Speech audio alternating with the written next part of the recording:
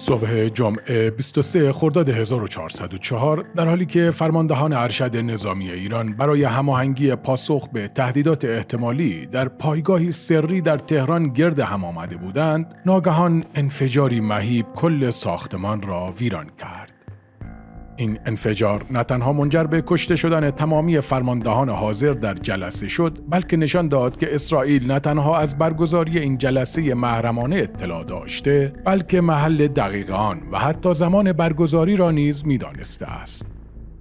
پیش از این حمله در سحرگاه همان روز، اسرائیل با حمله به منازل مسکونی فرماندهان ارشد نظامی ایران و چند دانشمند هسته‌ای آنها را ترور کرده بود. پیش از آغاز این حملات، اسرائیلی‌ها سیستم پدافند هوایی ایران را هک کرده و از کار انداخته بودند.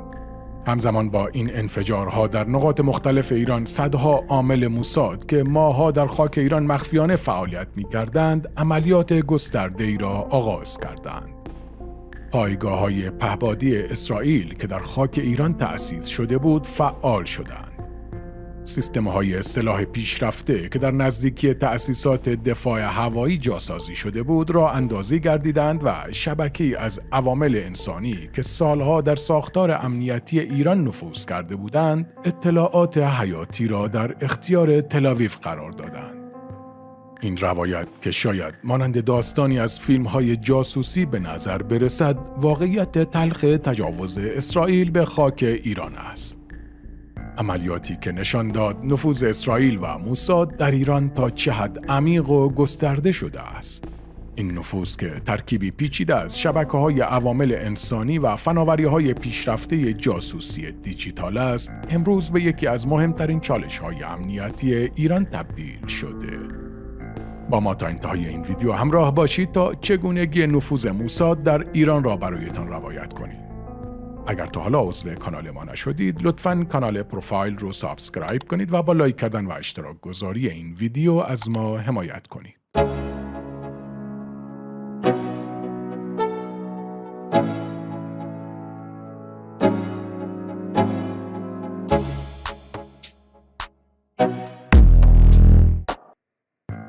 برای درک عمق نفوذ سازمان جاسوسی اسرائیل در ایران باید به گذشته بازگردیم. سرگذشت حضور موساد در ایران با انقلاب 1357 تحولی بنیادین یافت. پیش از انقلاب، روابط نزدیک میان ایران و اسرائیل امکان فعالیت‌های اطلاعاتی آشکار و حتی همکاری‌های رسمی را فراهم می‌کرد. اگر ویدیوهای قبلی کانال پروفایل را تماشا کرده باشید، ما در داستان زندگی یعقوب نیمرودی، پایه‌گذار شبکه موساد در ایران، چگونگی تأسیس این شبکه در دوران پهلوی را برایتان به طور کامل توضیح داده ایم. اما پس از پیروزی انقلاب و قطع روابط دیپلماتیک، موساد مجبور شد کل ساختار عملیاتی خود در مورد ایران را بازنگری کند. این بازنگری منجر به تحول از نفوذ سطحی و آشکار به نفوذ عمیق، مخفیانه و چند لایه شد که امروز شاهد نتایج آن هستیم. نقطه عطف واقعی در سال 2002 رخ داد، زمانی که میر داگان رهبری موساد را بر عهده گرفت. تحت مدیریت او، ایران به عنوان اصلی ترین تهدید امنیتی اسرائیل شناسایی شد و رویکردی تهاجمی‌تر و سیستماتیک‌تر در دستور کار قرار گرفت. از همین دوره بود که موساد سرمایه‌گذاری گسترده و بلند مدتی در دو حوزه کلیدی آغاز کرد. نخست، ایجاد و گسترش شبکه‌های عوامل انسانی در سطوح مختلف ساختار قدرت و تصمیم‌گیری ایران و دوم، توسعه و بکارگیری پیشرفته‌ترین فناوری‌های جاسوسی دیجیتال. اولین موفقیت بزرگ موساد در عرصه جدید جنگ سایبری عملیات استاکسنت بود که با همکاری سازمان‌های اطلاعاتی غربی طراحی و اجرا شد. این بدافزار پیچیده که موفق به نفوذ در تأسیسات هسته‌ای ایران شد، این درس مهم را به موساد آموخت که حملات سایبری می‌توانند به اندازه حملات فیزیکی مخرب و مؤثر باشند، بلکه حتی در برخی موارد از آنها هم فراتر روند. این درس بزرگ باعث شد که موساد ارتباط بسیار نزدیک و سازنده‌ای با شرکت‌های فناوری اسرائیلی برقرار کند و اکوسیستم پیچیده‌ای از همکاری میان بخش دولتی و خصوصی شکل بگیرد. واحد 8200 ارتش اسرائیل که وظیفه جمع‌آوری اطلاعات الکترونیکی را بر عهده دارد، در این فرآیند نقش کلیدی ایفا کرد و به کارخانه‌ای برای تربیت و آموزش متخصصان سایبری تبدیل شد. بسیاری از فارغ التحصیلان این واحد نظامی بعدها شرکت‌های خصوصی تأسیس کردند که امروز در خط مقدم جنگ سایبری علیه ایران و سایر کشورهای منطقه قرار دارند. شرکت NSO Group، سازنده مشهور جاسوس افزار پگاسوس، نمونه بارز از این شرکت هاست که در سال 2010 تأسیس شد و امروز بیش از 500 متخصص امنیت سایبری را در استخدام دارد. این همکاری نزدیک بین بخش خصوصی و نهادهای امنیتی اسرائیل منجر به توسعه نسل جدیدی از ابزارهای جاسوسی شد که قادرند بدون هیچ نیاز به دخالت فیزیکی یا حضور عوامل انسانی در محل هدف به اطلاعات حساس و محرمانه دست یابند. در این شرایط جدید برای موساد نفوذ به یک تلفن همراه می‌تواند به اندازه داشتن یک جاسوس انسانی در قلب سازمان هدف ارزشمند و حتی مؤثرتر باشد. اما بعد انسانی نفوذ هنوز هم بخش حیاتی و غیر قابل جایگزین استراتژی موساد محسوب می شود. یکی از تکان دهنده ترین افشاگری ها در این زمینه از سوی محمود احمدی نژاد رئیس جمهور سابق مطرح شد. او در خرداد 1400 در مصاحبه اعلام کرد که فرمانده واحد ضد اسرائیل در وزارت اطلاعات ایران خود یک جاسوس موساد بوده است. افشاگری احمدی نژاد که در ابتدا ممکن بود غیر قابل باور به نظر برسد، در واقع نشان دهنده عمق نفوذ موساد در ساختار امنیتی ایران بود. سوال میکنم این موضوع ساده‌ایه که بالاترین فردی که مسئول کنترل جاسوس‌های اسرائیله، مسئول مقابله با توطئه‌های اسرائیل در ایران هست، خودش جاسوس اسرائیل کار در میاد. این چیز شوخیه؟ یعنی اون فرد به تنهایی در وزارت اطلاعات شده جاسوس اسرائیل، هیچ ارتباطاتی نداره، پشتیبانی نمی شده است، عملیات فراوانی رو در ایران پشتیبانی کرده تک و تنها. معلومه که شبکه است. اون بعد خطی است که سرنخی است باید بکشیم تمام شبکه رو از تو کل کشور جمع کنیم. کجا جمع شد؟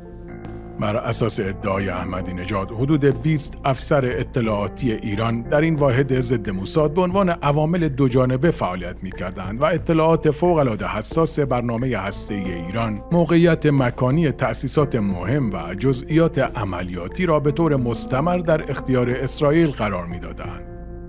این عوامل احتمالاً نقش تعیین کننده‌ای در بسیاری از موفقیت‌های اطلاعاتی موساد در سالهای اخیر، از جمله سرقت مشهور آرشیو هسته‌ای ایران در سال 2018 داشتند.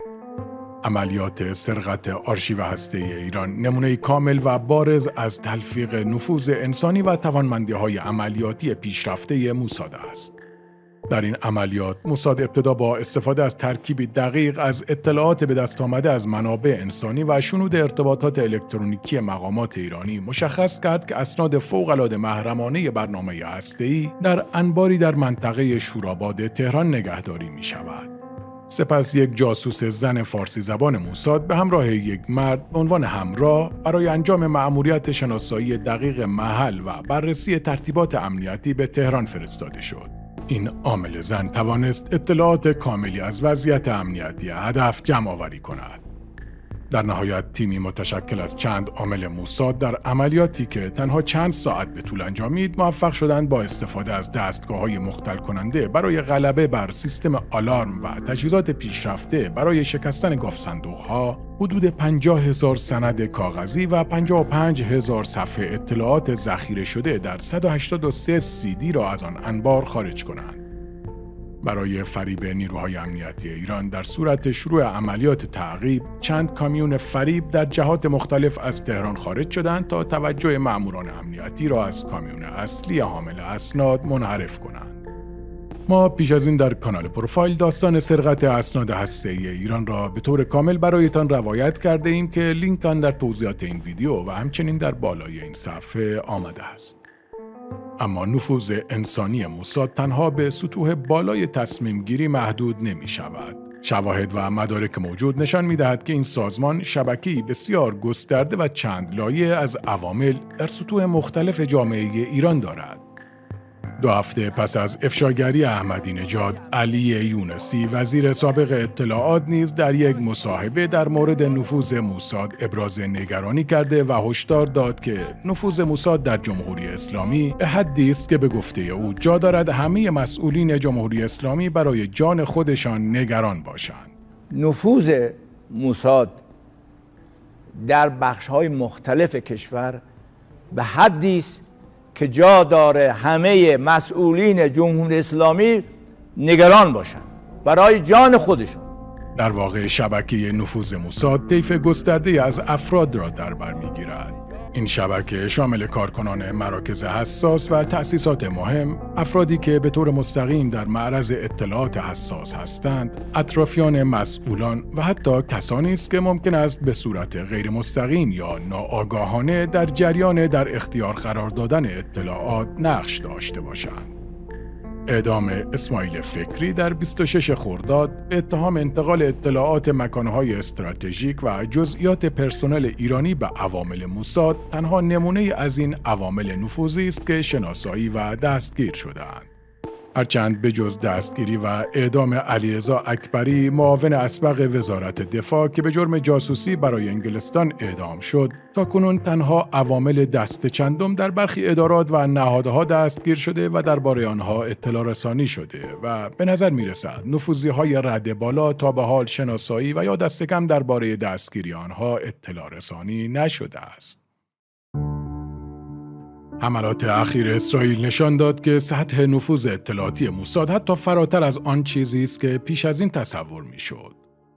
اینکه فرماندهان سپاه برای هماهنگی پاسخ به تهدیدات اسرائیل به صورت محرمانه در پایگاهی نظامی گرد آمدند و اسرائیل نه تنها از برگزاری این جلسه اضطراری بلکه از مکان آن نیز اطلاع داشت، نشان دهنده نفوذ در بالاترین سطوح تصمیم گیری نظامی و امنیتی ایران است. این سطح از نفوذ که شامل آگاهی از پروتکل‌های اضطراری و مکان‌های مخفی تشکیل جلسات می‌شود، خطری جدی برای امنیت ملی ایران محسوب می‌گردد. در کنار این شبکه‌های گسترده انسانی، موساد همزمان از پیشرفته‌ترین و پیچیده‌ترین فناوری‌های جاسوسی دیجیتال موجود در دنیا بهره می‌برد. در صدر این فناوری‌ها نرم افزار پگاسوس قرار دارد که توسط شرکت اسرائیلی NSO گروپ توسعه یافته و امروز به یکی از قدرتمندترین ابزارهای جاسوسی در جهان تبدیل شده. این نرم افزار قابلیت‌هایی دارد که آن را به ابزاری بی‌نظیر برای نفوذ به تلفن‌های همراه و تبدیل آنها به ابزارهای جاسوسی کامل تبدیل می‌کند. پگاسوس 3 روش اصلی برای نفوذ به تلفن‌های هوشمند دارد که هر یک به نوعی پیچیده‌تر و خطرناکتر از دیگری است. روش اول که به حمله بدون کلیک معروف است، پیچیده‌ترین و در عین حال مؤثرترین نوع نفوذ محسوب می‌شود. در این روش تنها یک تماس تلفنی بدون پاسخ از طریق اپلیکیشن واتساپ کافی است تا نرم افزار جاسوسی بدون هیچ اطلاع یا اقدامی از سوی کاربر روی گوشی نصب شود. حتی اگر کاربر تماس را رد کند و آن پاسخ ندهد یا حتی متوجه دریافت تماس نشود، عملیات نفوذ به طور کامل انجام می شود.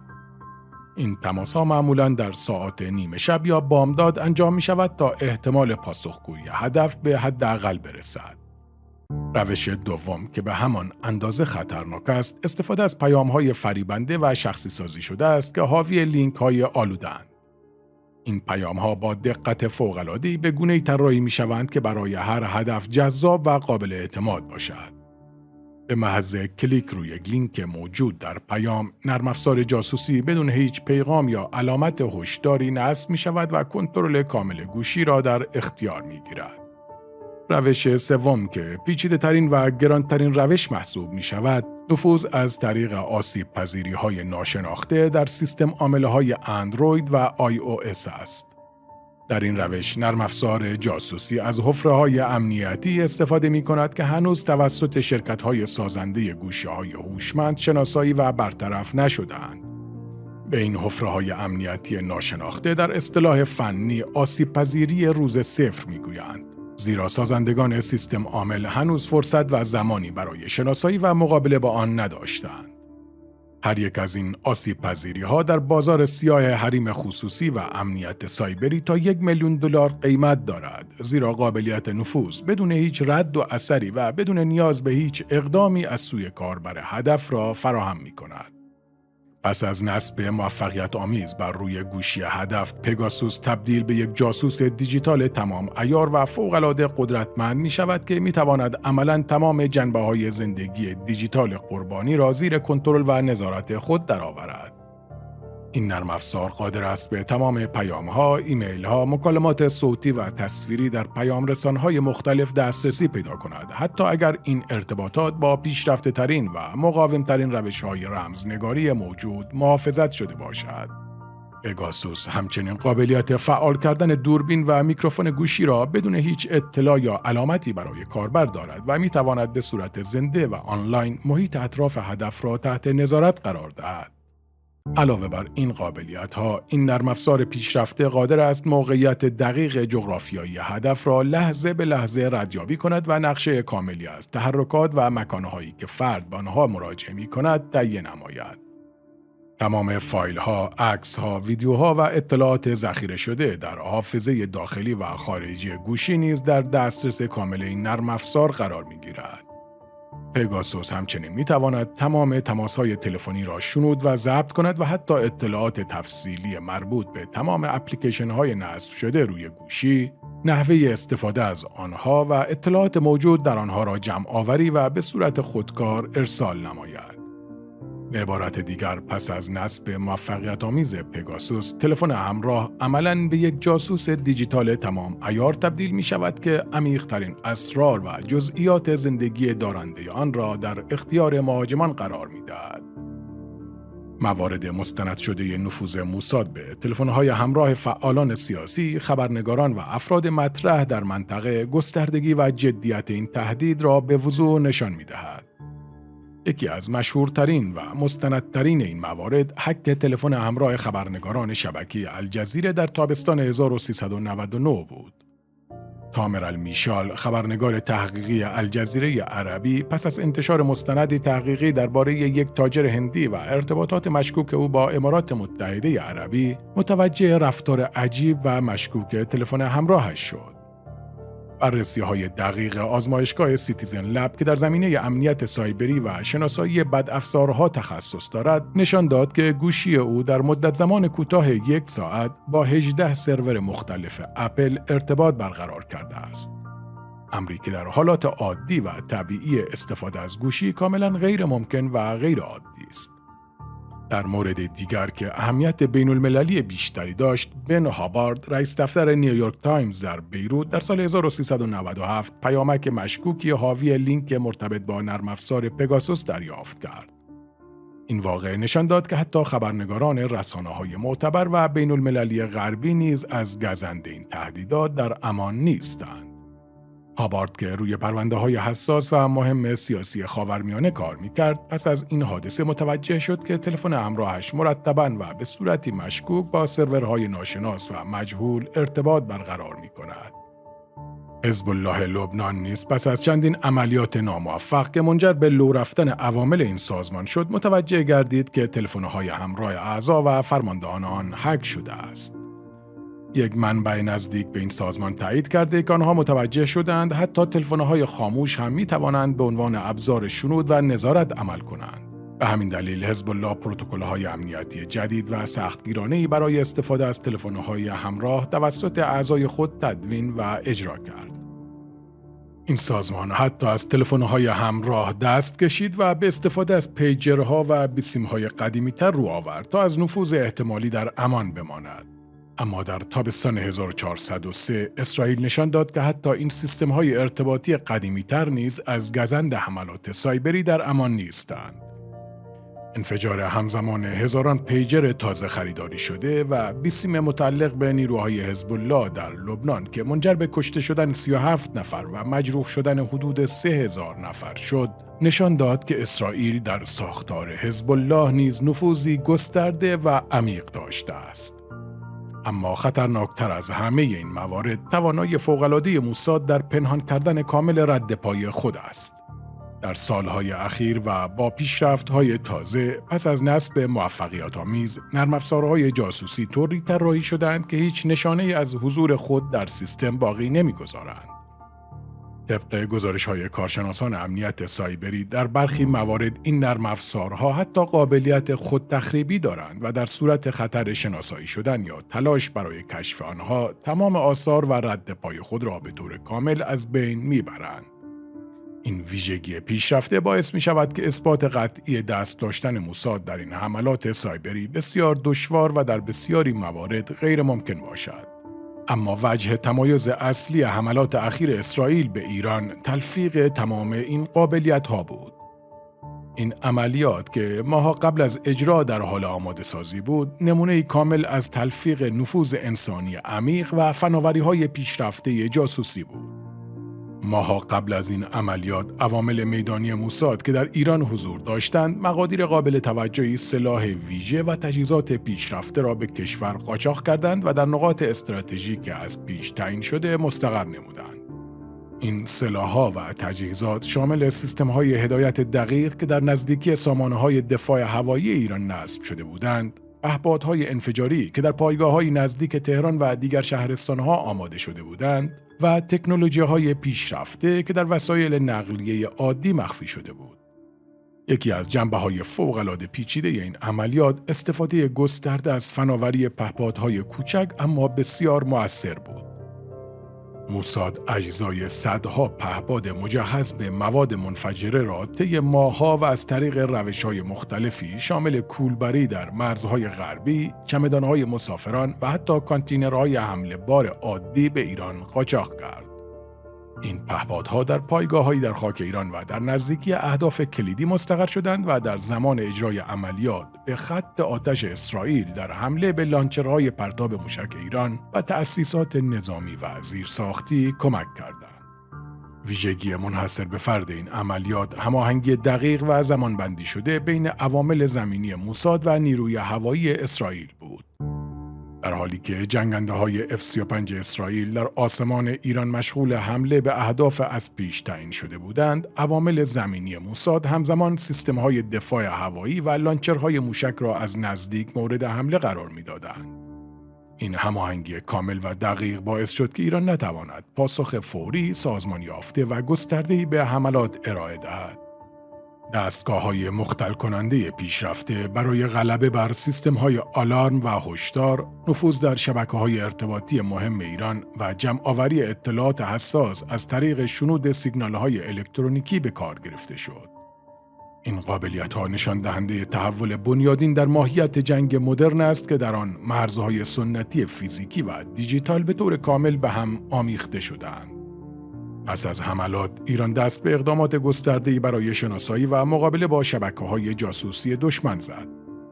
تشدید چشمگیر عملیات‌های ضد جاسوسی، دستگیری چندین عامل مشکوک موساد و بازنگری کامل در سیستم‌های امنیتی از جمله اقدامات انجام شده است. با این حال، عمق نفوذ و پیچیدگی فوق‌العاده فناوری‌های مورد استفاده، مقابله مؤثر با این تهدیدات را به یکی از پیچیده‌ترین چالش‌های امنیت ملی ایران تبدیل کرده است. برای مقابله مؤثر با این تهدیدات چند بعدی، ایران نیاز به یک رویکرد جامع و چند جانبه دارد که شامل تقویت چشمگیر زیرساخت‌های دفاع سایبری، توسعه و گسترش فناوری‌های بومی امنیت سایبری، تربیت و آموزش نیروهای متخصص و با تجربه و بازنگری اساسی در پروتکل‌های امنیتی است. همچنین ضرورت ایجاد یک اکوسیستم قدرتمند و یک پارچه دفاع سایبری که بتواند در برابر پیشرفته ترین تهدیدات موجود مقاومت کند، بیش از هر زمان دیگری احساس می شود.